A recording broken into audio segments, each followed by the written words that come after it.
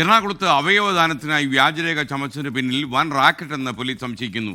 കാസർഗോഡ് സ്വദേശി നജീബാണ് ഈ റാക്കറ്റിനെ നിയന്ത്രിച്ചത്. നജീബ് ഉൾപ്പെടെ 5 പേരെ പോലീസ് ഇപ്പോൾ കസ്റ്റഡിയിൽ എടുത്തു കഴിഞ്ഞു. 3 കൊല്ലമായി പ്രതികൾ വ്യാജരേഖ ചമയ്ക്കുന്നുവെന്നാണ് പോലീസ് കണ്ടെത്തിയിരിക്കുന്നത്. കൂടുതൽ വിശദാംശങ്ങളുമായി വിഷ്ണു സുരേഷ് ചേരുന്നു കൊച്ചിയിൽ നിന്ന്.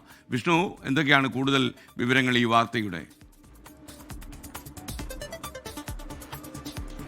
നടക്കുന്ന ഒരു തട്ടിപ്പിന്റെ കഥയാണ് ഇപ്പോൾ പുറത്തു വരുന്നത്. ഈ അവയവ തട്ടിപ്പിന്റെ ഭാഗമായി അതിന് വ്യാജരേഖ നിർമ്മിക്കുന്ന ഒരു സ്ഥാപനം എറണാകുളത്ത് പ്രവർത്തിക്കുന്നുണ്ടായിരുന്നു. അതിൽ ഇന്നലെ എറണാകുളം റൂറൽ പോലീസിന്റെ നേതൃത്വത്തിൽ പരിശോധന നടത്തി. നമ്മളിപ്പോൾ ആ സ്ഥാപനത്തിന് മുൻപിലാണ് ഉള്ളത്.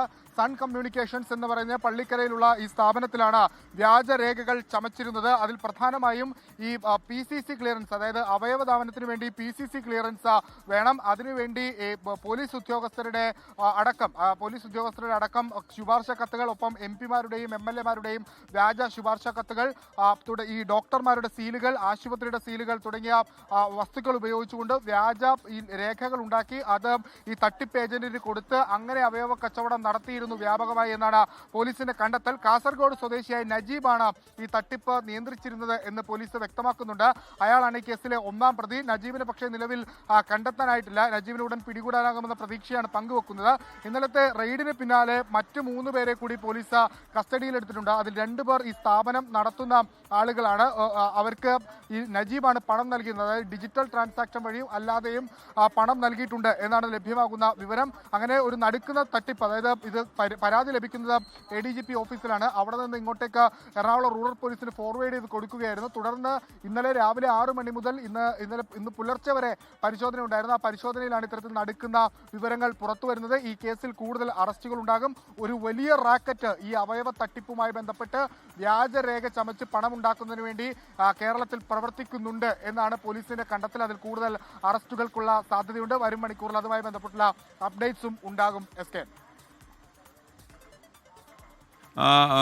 എന്തായാലും ഇതിന് ഇന്ന് കൂടുതൽ തെളിവ് കണ്ടെത്താൻ സാധ്യതയുണ്ടോ? കാരണം ഒരുപക്ഷെ ഇതൊരു വൻ റാക്കറ്റ് ഇതിൻ്റെ പിന്നിൽ പ്രവർത്തിക്കുന്നു പറഞ്ഞാൽ കാര്യം അവയവദാനത്തെക്കുറിച്ചൊക്കെ ഒരുപാട് കള്ളക്കഥകളൊക്കെ പ്രചരിക്കുന്ന ഈ കാലത്ത് അത് വളരെ അത്യന്താപേക്ഷിതമാണ്. കൂടുതൽ കല്ലും നെല്ലും തിരിയേണ്ടത്. പറയൂ വിഷ്ണു. തീർച്ചയായും ഇതൊരു വൻ റാക്കറ്റാണ്. ഇതിന്റെ സത്യം അല്ലെങ്കിൽ ഇതിൽ കൂടുതൽ പേരുണ്ടെങ്കിൽ അത് പുറത്തു വരേണ്ടത് അനിവാര്യമാണ്. പോലീസിന്റെ ഒരു കണ്ടെത്തലനുസരിച്ച് നജീബാണ് ഇതിന് നേതൃത്വം നൽകുന്നത്.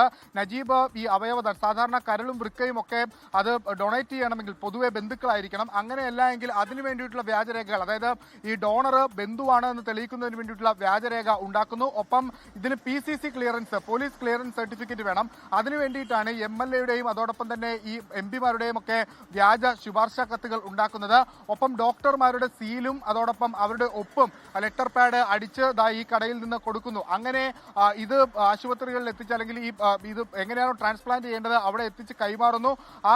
അതുവഴി ഇയാൾ പണം സമ്പാദിക്കുന്നു. അതിൽ നിന്ന് ഒരു പങ്ക് 2ഉം 3ഉം പ്രതികളായ ഈ സ്ഥാപന ഉടമകൾക്ക് കൈമാറുന്നുണ്ട് എന്നാണ് പോലീസിന്റെ കണ്ടെത്തൽ. അത് ഡിജിറ്റൽ ട്രാൻസാക്ഷനായും അതോടൊപ്പം തന്നെ അല്ലാതെ നേരിട്ടും പണം കൈമാറിയിട്ടുണ്ടെന്നാണ് കുന്നത്തുനാട് പോലീസ് കണ്ടെത്തിയിട്ടുള്ള വിവരം. അതിന്റെ അടിസ്ഥാനത്തിലാണ് ഇവരെ കസ്റ്റഡിയിലെടുത്തത്. പ്രധാന പ്രതിക്കായുള്ള പരിശോധന വ്യാപകമായി നടത്തുന്നുണ്ട്. അയാളെ ഉടൻ പിടികൂടാനാകുമെന്നാണ് പ്രതീക്ഷിക്കുന്നത്. ഇത് കൊച്ചിയിൽ മാത്രം ഒതുങ്ങി നിൽക്കുന്നതാണോ എന്നുള്ളതും ഏറെ ഒരു സംശയം നിലനിർത്തുന്നുണ്ട്. അതായത് സംസ്ഥാന വ്യാപകമായി ഇത്തരത്തിലുള്ള സംഘങ്ങൾ പ്രവർത്തിക്കുന്നുണ്ട് എന്നാണ് പോലീസിന് ലഭിച്ചിട്ടുള്ള വിവരം. അതുകൊണ്ട് തന്നെ സംസ്ഥാന വ്യാപകമായ ഒരു പരിശോധനയിലേക്ക് പോകാനുള്ള സാധ്യതയുമുണ്ട്. നടുക്കുന്ന തട്ടിപ്പാണ്. അതായത് ഉന്നത പോലീസ് ഉദ്യോഗസ്ഥരുടെ ലെറ്റർ പാഡുകൾ, ഒപ്പം MP-മാരുടെയും MLA-മാരുടെയും ലെറ്റർ പാഡുകൾ, അതിന് പുറമെ പ്രധാനപ്പെട്ട ഹോസ്പിറ്റലുകൾ, അവിടുത്തെ ഡോക്ടർമാരുടെ സീലടക്കം വെച്ചുകൊണ്ടുള്ള കത്തുകളാണ് ഈ അവയവ തട്ടിപ്പിന് വേണ്ടി ഈ പബ്ലിക്കേഷൻസിൽ ഉപയോഗിച്ചിരുന്നത് എന്നാണ് ഇപ്പോൾ പോലീസിന്റെ പ്രധാനപ്പെട്ട കണ്ടെത്തൽ.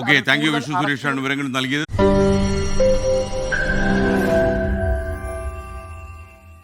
ലോകത്തെവിടെയായാലും ഏത് സമയത്തും 24 വാർത്തകളും ഓഗ്മെന്റഡ് റിയാലിറ്റി പാക്കേജുകളും എക്സ്പ്ലെയിനറുകളും വിശദമായി കാണാൻ ഞങ്ങളുടെ YouTube ചാനൽ നിങ്ങൾക്ക് സബ്സ്ക്രൈബ് ചെയ്യാം.